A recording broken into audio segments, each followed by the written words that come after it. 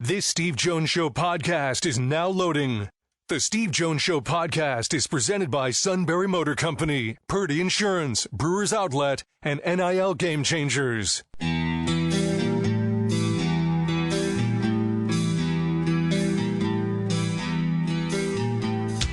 Bringing you an in-depth look at Penn State sports and more. This is the Steve Jones Show on News Radio 1070 WKOK. The Steve Jones Show is presented by Brewers Outlet, NIL Game Changers, Sunbury Motor Company, and Purdy Insurance.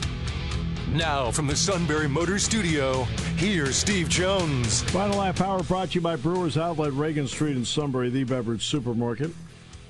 It imports domestics microbrews, the best selection of beer anywhere. Wine coolers, water, soft drinks, snacks. They roast their peanuts fresh and hot every day. 6 great flavors of slushies. Pickle bar, led by the barrels and the dills, second to none.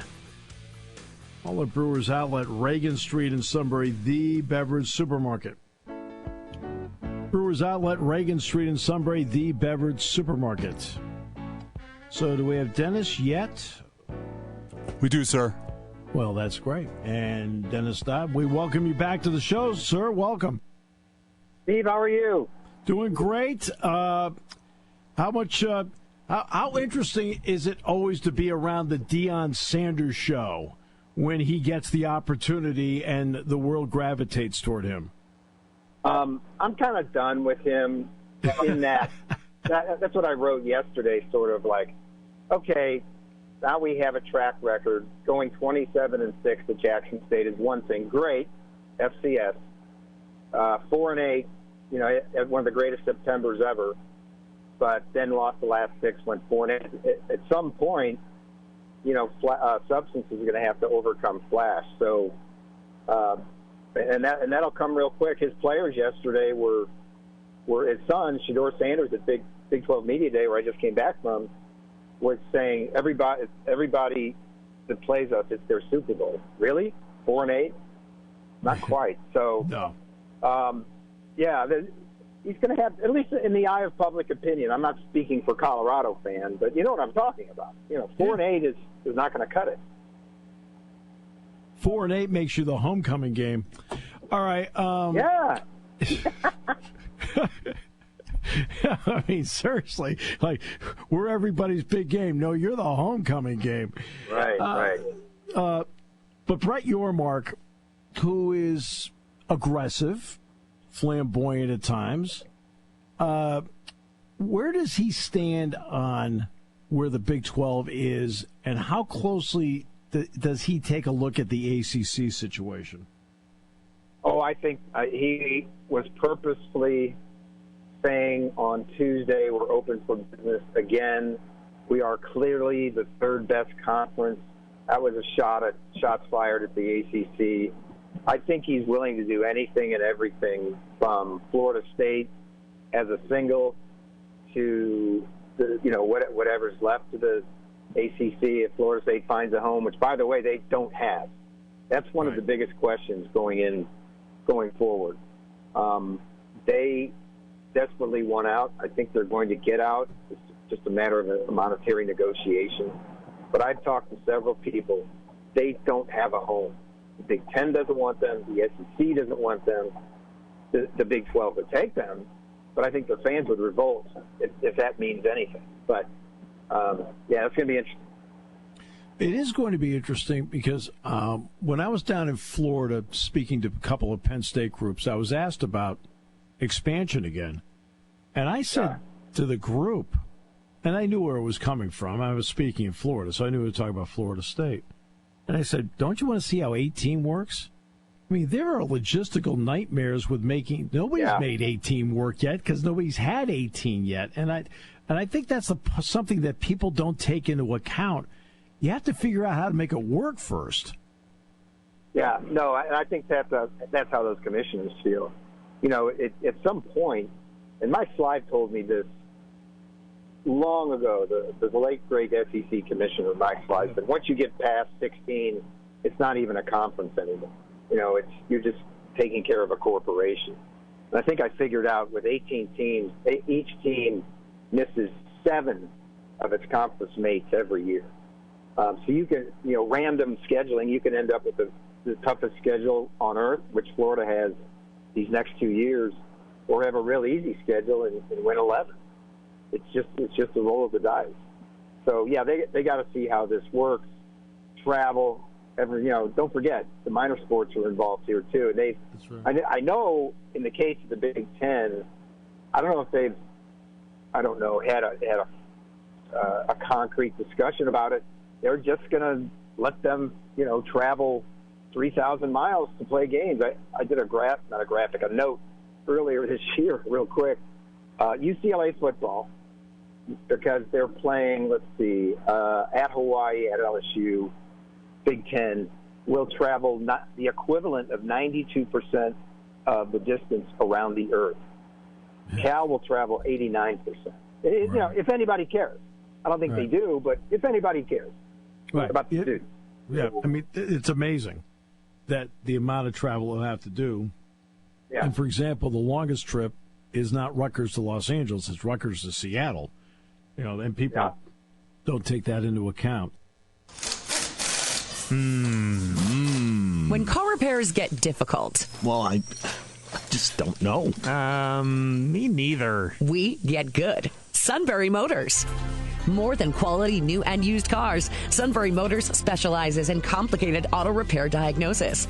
They can handle intricate repairs and even complete auto body with service open Monday through Friday, 7 till 4. And Sunbury Motors has made simple repairs easy. Maintaining your vehicle is necessary. Finding the time to do it is difficult. Welcome to Sunbury Motors Quick Lane. Just walk in or call ahead. Relax in their remodeled waiting room with Wi-Fi, beverages, and snacks. While Sunbury Motors factory-trained techs take care of your oil change, tire alignments, brakes, and inspections. Quick Lane, 6:30 to 6, Monday through Friday, Saturday, 6:30 till 2. Sunbury Motors, Ford and Hyundai, North 4th Street, Sunbury. And Sunbury Motors Kia, routes 11 and 15 in Hummel's Wharf. We take the out of auto repair. You want your young athlete to get the most out of life and NIL. You need a roadmap, a strategic approach. NIL Game Changers help student athletes earn while they learn in their collegiate journey. Driven by former student athletes and coaches who work as NIL sports agents and content media designers, they'll guide both student and family, starting with high school students looking toward college and those already in college. Get a seasoned team of marketing experts with a background in athletics and coaching. Visit NILGameChangers.org, the ultimate destination for name, image, and likeness opportunities. From boating to camping, picnics to parties, Brewers Outlet has you covered with a refreshing selection of domestic, import, and craft beers. Quench your thirst with our tantalizing flavored slushies and spice things up with our pickle bar. Now that's what I'm talking about. So whether you're soaking up the sun or making waves on the water, raise a glass and say cheers to summer at Brewers Outlet, the beverage supermarket. Brewers Outlet, Reagan Street in Sunbury, the only place for true refreshments. And don't forget the pickle bar. Rich Clark, who's now the new head of the College Football Playoff Committee, was talking about, and I think he was talking about logistics, but he was talking about hosting a college football playoff game, and he brought up weather, he brought up hotels, and he brought up ticket sales. What do you think he meant by that? Was it a logistical comment? Was it a comment against the group of five? What was your interpretation? I wasn't there for his availability at the Big 12. I was in with Deion with a network interview, not monitoring him, but I will get with him. But I think what he meant was, and I'll just give you the example here. Kansas, it's already been, I don't know if it's been written or not, but Kansas and Northwestern are the only two schools in the country that have scheduling conflicts with the CFP. And, who cares, Northwestern? Who cares, Kansas? Well, for Kansas, at least, that could happen. Yeah. They play their game. They play their home games. Four of their home games this year at Arrowhead Stadium, or the Chiefs play, so building a new stadium. Right. If they somehow got into the playoffs, they would absolutely have to play in that single game on December 20th, a Friday night, because the Chiefs play the next day against, I want to say, the Ravens.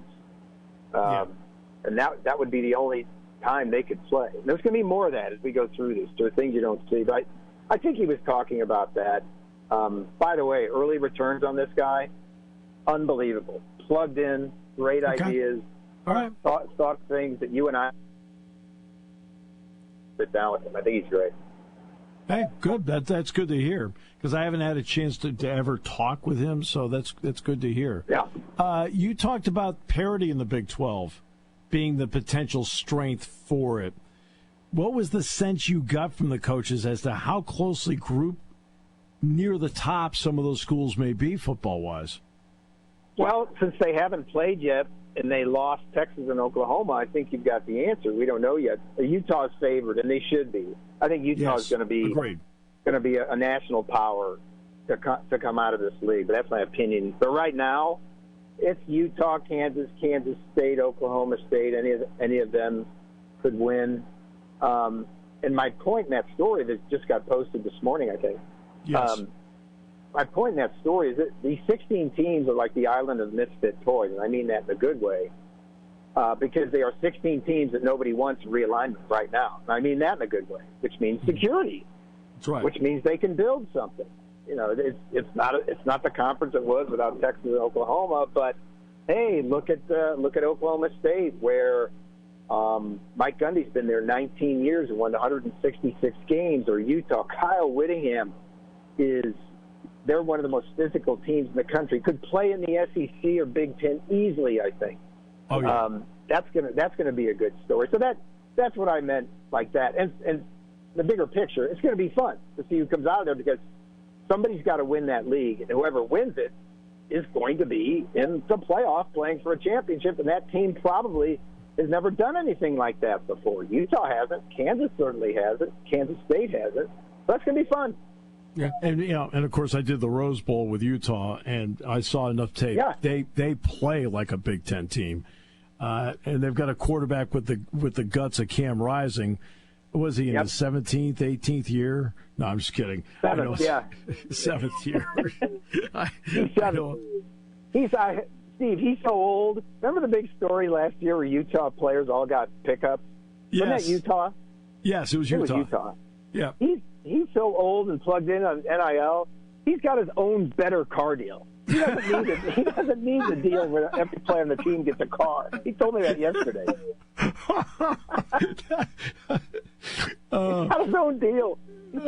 I think he has his own mortgage, doesn't he? Yeah. Oh, how interesting is this month for you? Because, I mean, it's a month of interviews and getting everybody plugged in. But how interesting is it for you, considering all the conferences get out there at the same time in a spread-out way to get their messages out? Well, one, it's exhausting. Nobody cares about that, though. I do. Because Big 12, SEC, Big 10 in succeeding weeks. I did set a personal record Tuesday, Wednesday, 3 conference media days, 30 total teams, 22% of FDS in 2 days. And that included last night, Oregon State, Washington State, open bar, happy hour, media day with the Bees and Cougs. There you go. Pac-12. Very nice. Very nice. Pac-12 style and very easy to get to everybody. There's 2 of them. That's when you're renting a room at the Bellagio. That was easy to get to. Yeah. Now, as you mentioned, that was in Las Vegas as well. But Las Vegas has been, because the Pac-12 is no longer really in business except for the 2 schools. Did Yormark send a message by getting the Big 12 Media Day in Las Vegas? No, that had nothing to do with that. He loves Las Vegas. I think one day he wants to move the championship game there. Yeah. He thinks that he'll get more attention there. I'm speaking for him. I don't necessarily agree, but that was that. Yeah, last year it was interesting. Deion Sanders didn't show up last year in Vegas for the Pac-12 Media Day, but he did for his new league.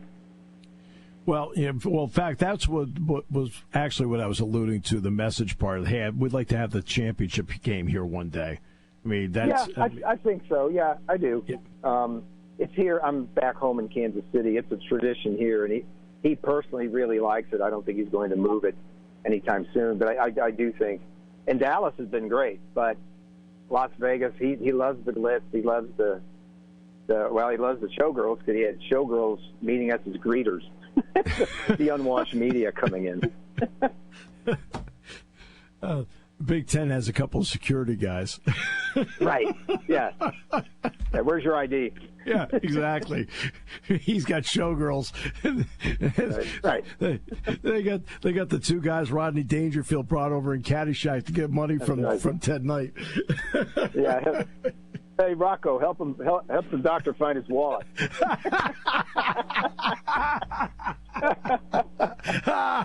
And on that note, that's the mic drop. That's it. That's it. Dennis, we will talk later. Perfect. Thank you. All right. Thanks, Steve. Dennis Dodds, CBS Sports.